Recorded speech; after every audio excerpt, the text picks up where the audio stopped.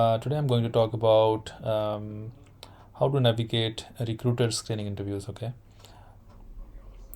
so usually not all companies have recruiter screening, but still many have that. So just to have that extra filter before it goes to the hiring manager, the profile goes to the hiring manager. So recruiters have your application, and let's say they have a bunch of applications, they want to have that extra filter uh, on their own first before they send their profile to the hiring manager.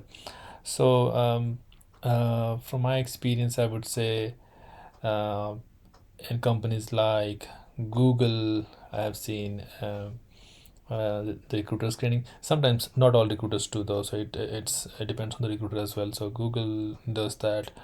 Amazon, I did not have screening and such. Um,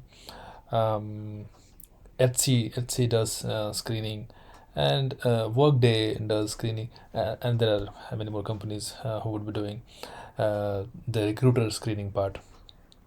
And this I'll talk about what to take care, what to uh, how to navigate the recruiter screening interviews. So first thing I would say is there are usually um, usually it's good to be prepared with knowing about the company, so the company that you have the recruiter screening for.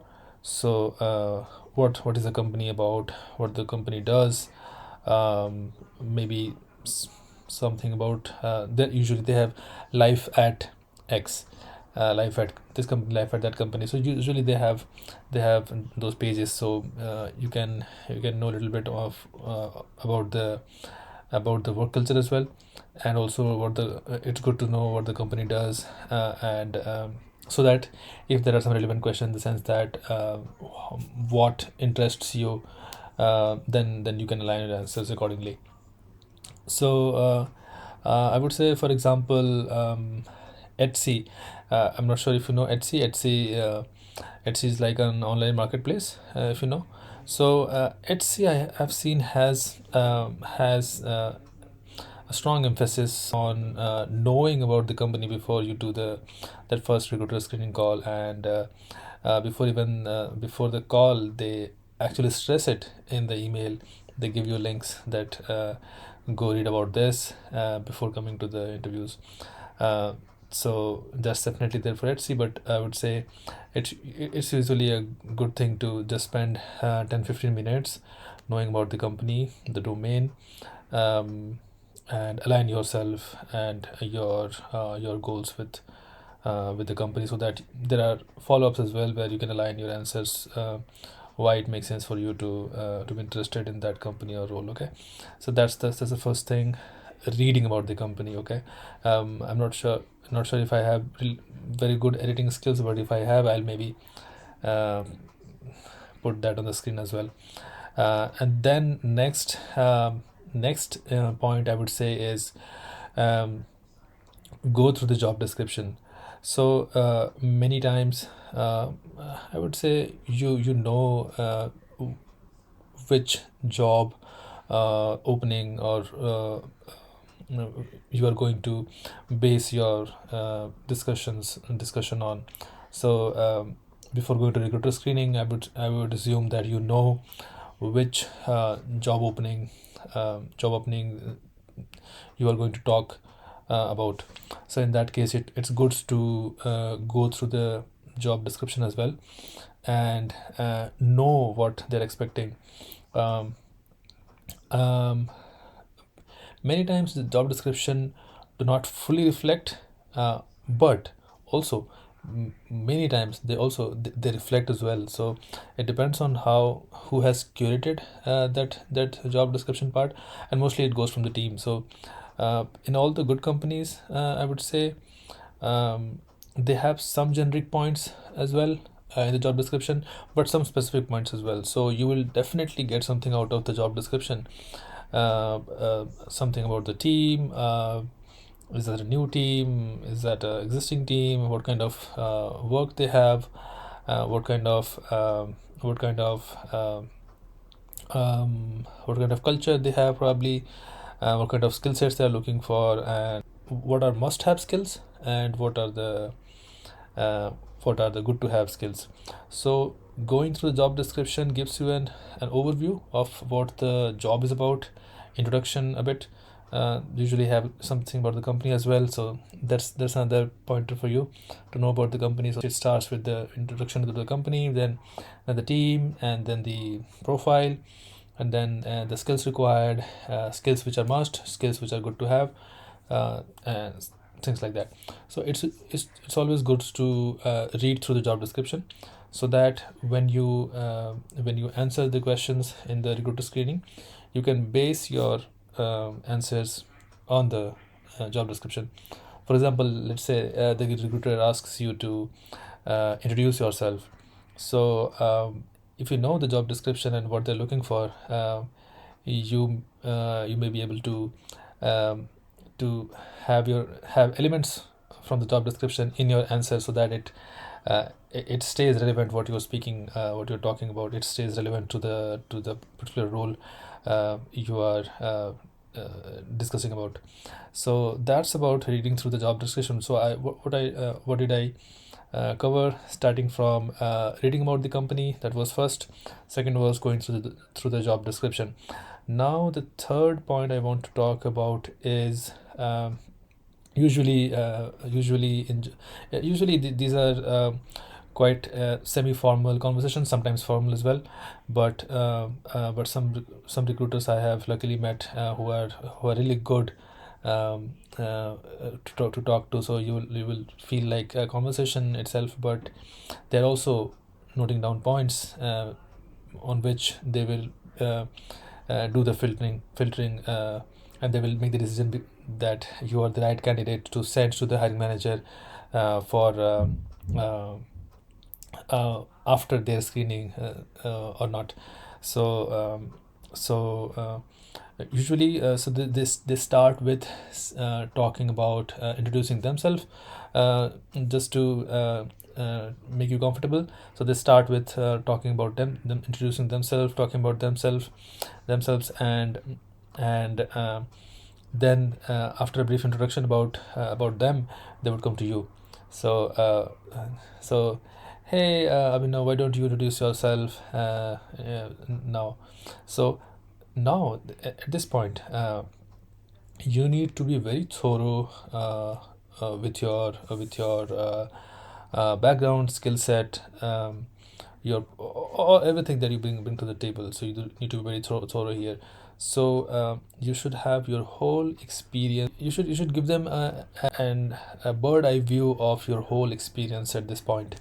Um, Starting with let's say what are the ingredients of that. So um, uh, starting with probably what you are doing currently. So it can go anywhere. So it can start with what I do usually is I start from what I'm currently doing and then go back.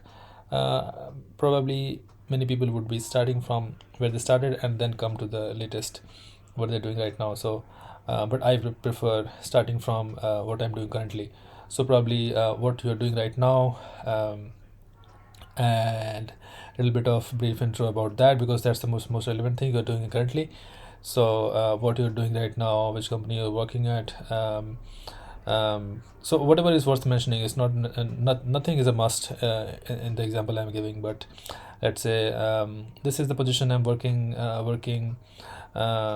uh, working at, and this company, and this is the domain I'm working at, and these are the mm, uh, this is the goal of the system I'm working at. These are the users probably, and this is the value that we're adding to this. This is the technology that I'm touching upon, and this is what I do briefly on a day-to-day basis, um, based on my role. And uh, and then I start going back, that before this I was doing this, and this, and prior to that. So you don't need to be very thorough with all prior experience, but maybe you can give small briefs about each role. So probably mentioning what domain, what was the project about, what was the domain, what technologies you used, and similarly, for each of your past job experiences, probably each of your projects you have worked on. And then you can, after giving that brief, you can then probably talk about what technologies, framework, tools you have worked upon, probably whatever is relevant to that job, um, and what you would do on day-to-day basis, to just give a highlight what of the kind of resource you would be, so that they know, if they find a reflection of what they're looking for through the job description, a reflection of that in you. So that's about your so that's how it starts, right? So initially they introduce themselves, they ask you to introduce yourself, and try to align your introduction uh, with the job description. So I would say, when you are mentioning tools or frameworks, and if you see something which is present in the job description, you can try to include those tools or frameworks in your answers, saying that, suppose, uh, oh yeah, I know this company works in security, and these are the ingredients of security that I have been exposed to in these experiences that I have, and this is how I um, use security tools or security frameworks or security practices in my job, or maybe current job or past job or whatever. So that's how try to align your introduction with the job description. This At this point I was trying to give a simulation of how it actually goes, starting with the recruiter introducing themselves, and then you are introducing, and in your introduction you are trying to align your answers with the job description. Now, once you finish this, and try to be as thorough as possible, because they want a reflection of what is like to have you on the team, right?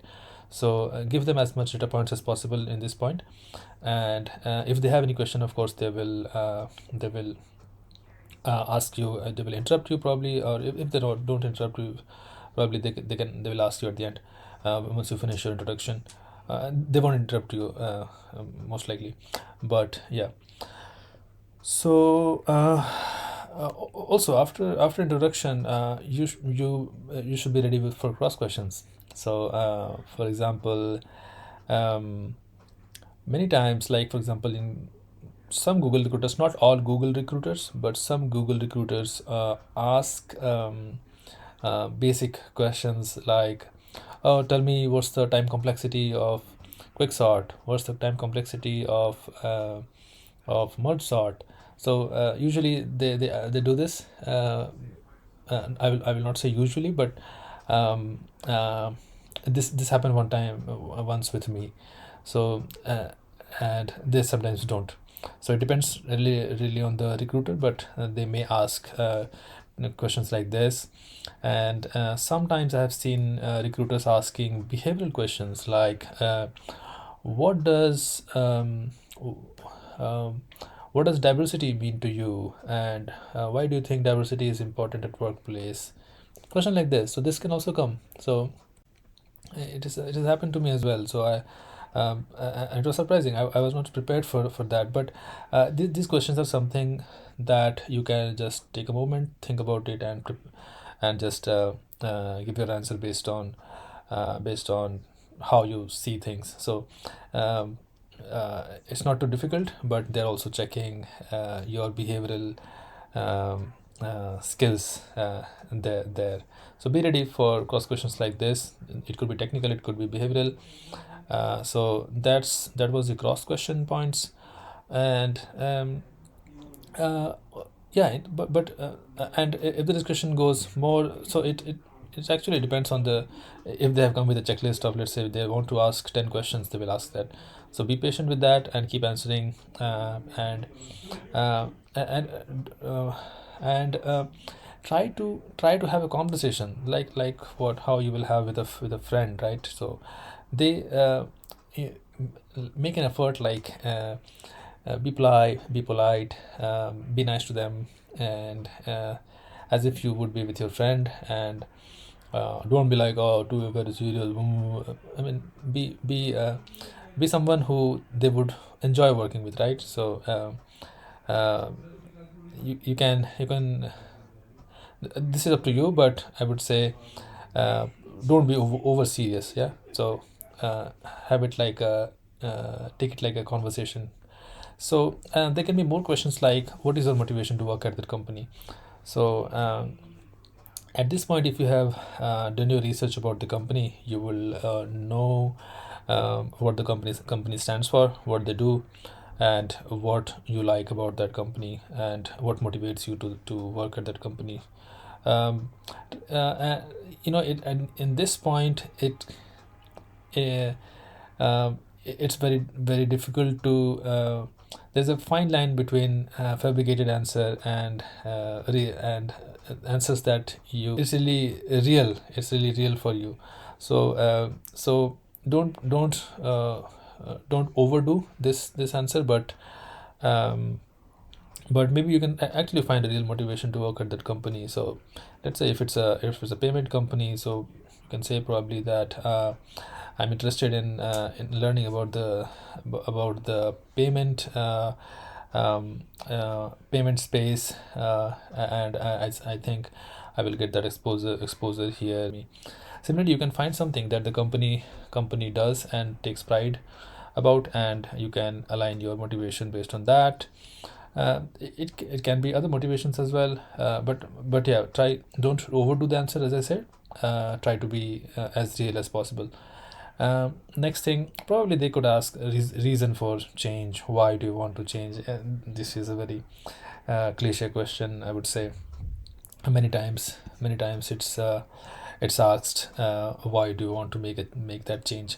So um, in that case, you better know how to answer here. um, um, um, try to be how would I say, uh, uh, I don't have I don't have any particular suggestion here. So whatever you answer, why are you making that change? You know yourself. If um, it should not it should be presentable answer. It should be a presentable answer. That's what I would say. And the rest up to you what you will answer here. Then what yeah, there are questions like, what are you looking for in your next role? So motivation to join the company is one thing, but what are you looking for in the next role? So because they know that that's, for example, you could be interviewing with multiple companies, right? So why are you making that change is one thing, but when you do that, when you do the change, what are you looking for in your next role? So what will make you happy, or what will how what will you be satisfied with? So what exactly are you looking for in the next role? So it could be like a sample answer could be like, I want to work on big scale. That could be one answer. That, oh, your company does this. I have read about, I read in engineering blogs of your company, and I'm very fascinated about how they scaled this part, and the engineering that goes behind the smooth day to day, the smooth the products that run very smoothly. I know there is a very complex engineering that goes behind it, and I'm very fascinated about it. So probably that engineering challenges, um, to learn about them and to be challenged, which eventually helps me grow. Plus, I want to work at that scale, or what. So whatever you're looking for in the next role, your answer should come here at this point. And I would say that's all I had for this